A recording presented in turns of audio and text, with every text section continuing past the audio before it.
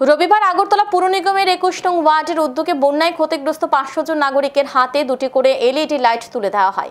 পাশাপাশি বিগত 3 বছর 21 নং ওয়ার্ড এলাকায় কি কি কাজ সম্পূর্ণ করা হয়েছে সেই বিষয়ে একটি রিপোর্ট কার্ড জনগণের সামনে তুলে ধরেন এলাকার কর্পোরেটর অলোক ভট্টাচার্য।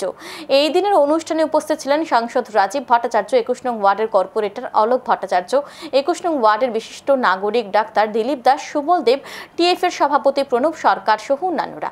অনুষ্ঠানে বক্তব্য রাখতে গিয়ে সাংসদ রাজীব ভট্টাচার্য বলেন, এলইডি লাইট জ্বালানোর ফলে বিদ্যুৎ বিল সাশ্রয় হবে। পাশাপাশি তিনি এদিন কর্পোরেটর অলোক ভট্টাচার্যের কাজের প্রশংসা করেন।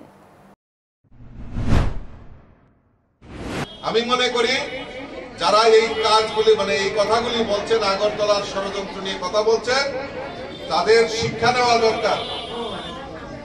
আগরতলার মানুষ প্রাণপ্রিয় মানুষ, আগরতলার মানুষ অতিথায় পরায়ণ, আগরতলার মানুষ ত্রিপুরা রাজ্যের মানুষ সর্বশক্তি দিয়ে মানুষকে সহযোগিতা করা, সেবা করা, এটাই মানুষ কথা লক্ষ্য।